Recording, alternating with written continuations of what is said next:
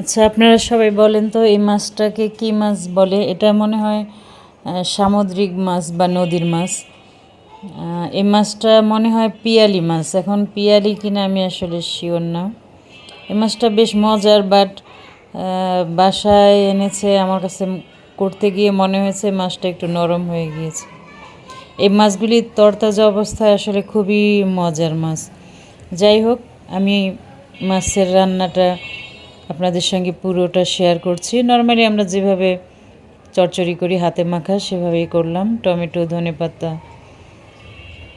অন্যান্য মশলা দিয়ে। আমি আসলে সেদিন একটা ভিডিও দেখলাম, একটা ইংলিশ মিডিয়ামে পড়ুয়া মেয়ে, সে তার বাবা মায়ের নামে মামলা করেছে। সে তার বাবা মাকে ছোট করেছে।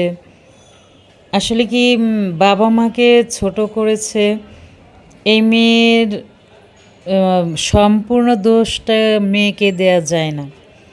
এর পেছনে তার বাবা মায়েরও অনেক ভূমিকা আছে। সে একদিনে এতটা বেয়ারা হয়ে যায় নাই।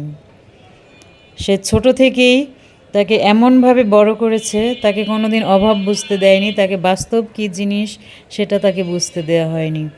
তারপরেও বলবো, ওই মেয়ে যখন বিদেশে পড়তে যেতে চেয়েছে, তার আগেই সে যেহেতু তার বাবা মায়ের সামর্থ্যটুকু বুঝতে চেষ্টা করেনি, ওই মেয়েকে সরি টু সে আমি এই ভাষাটাই ব্যবহার করতে বাধ্য হচ্ছি যে তাকে পাছার মধ্যে 2টা লাথি মেরে বাসা থেকে বের করে দেওয়া উচিত।